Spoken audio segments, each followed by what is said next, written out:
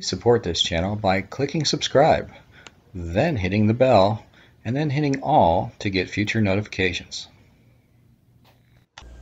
Good afternoon and welcome to another Suburban Somm tasting video, but this video is a very special birthday edition as my friend and co-creator John has finally turned legal drinking age, so I thought it's time to open something a little special.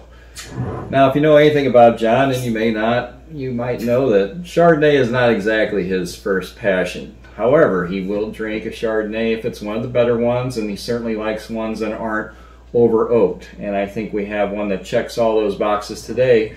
We have one from Moone Tsai. They are in Napa Valley. They're a small but really exclusive producer. They are known for their reds, but they also make an exceptional Chardonnay, and I'm going to talk about all of that here in just a second. Like I said, they're based in Napa. The Tsai family, they hired Philippe Melka as their winemaker. And I talked to someone at Total Wine a couple of years ago who actually claimed to be on a junket out there. And he met Philippe.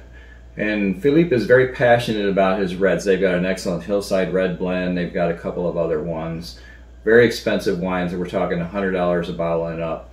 But he was tasked to make a Chardonnay because you almost have to. If you're going to be in Napa, you have your Cabs and you have your Chardonnays. And as word has it, he wasn't exactly thrilled with the assignment or wasn't as passionate about it. That being said, he put together wine. This normally goes for about $90.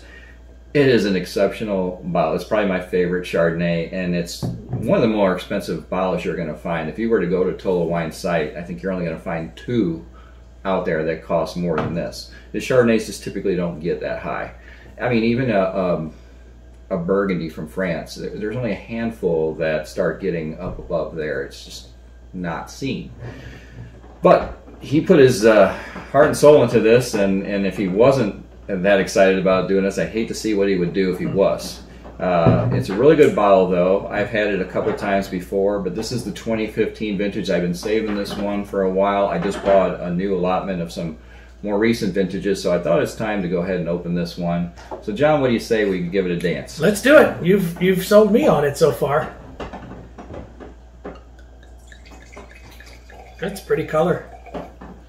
A very dark golden color in the glass. Wow, it's got a good nose. I can already smell it just by swirling it here. I've had this open for about an hour and out of the fridge for about 15 minutes, just so it's not quite, so it's a little bit warmer, so it's not going to freeze our palate off.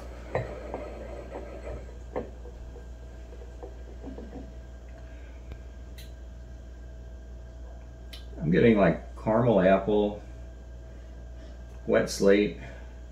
Yeah, I'm definitely getting that slate and a little citrus, but it's not a heavy like a lot of Chardonnay citrus. It's like you said, you're getting a real different spectrum of nose on this. Also seems to be really thick in the glass. We're getting some decent layers for Chardonnay. Layers of butterscotch and vanilla as well. We'll go ahead and give that a taste.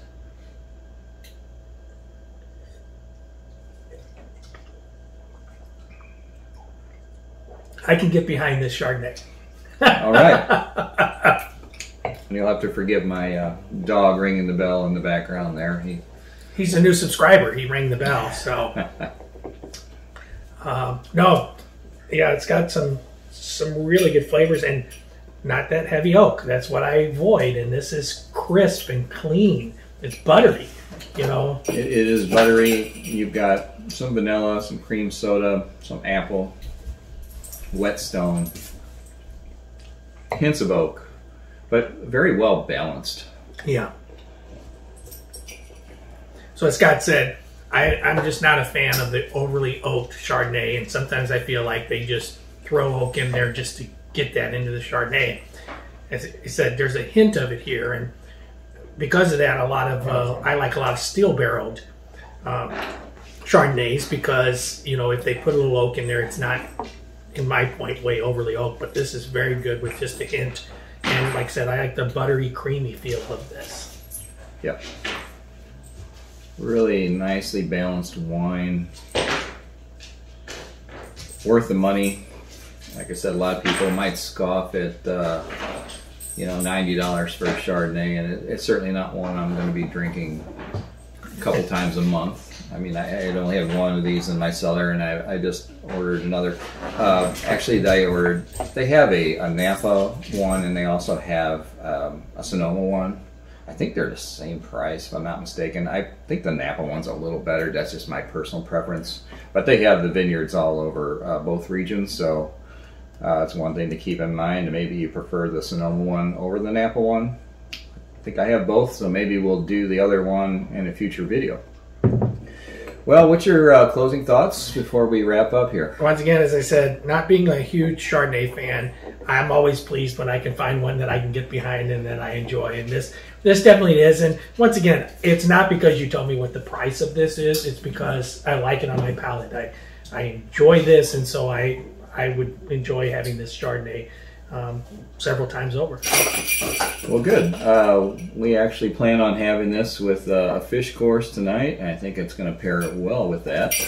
So I'll close with simply saying happy birthday, my friend. Thank you, my friend. And cheers. And this is what we're drinking today.